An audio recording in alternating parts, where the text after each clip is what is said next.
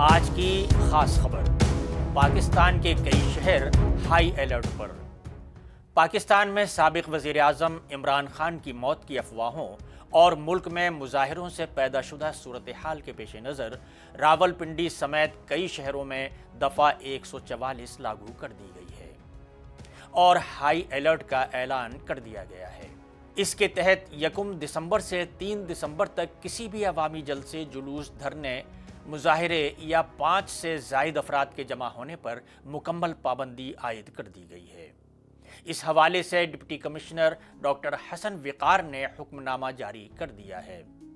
عمران خان کی party Pakistan Tehreek Insaf PTI نے آج منگل کو اسلام آباد ہائی کورٹ اور راولپنڈی اڈیالہ جیل کے باہر بڑے پیمانے پر احتجاج کا اعلان کیا تھا۔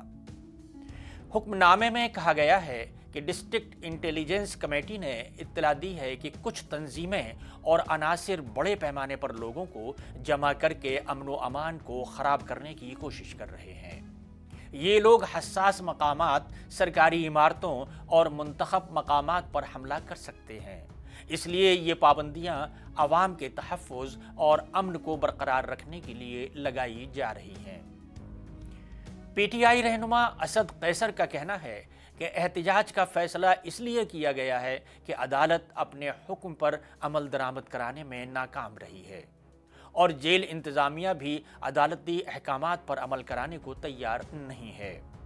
واضح رہے کہ گزشتہ ہفتے خیبر پختونخوا کے وزیر اعلیٰ کو عمران خان سے ملاقات کرنے سے روک دیا گیا تھا۔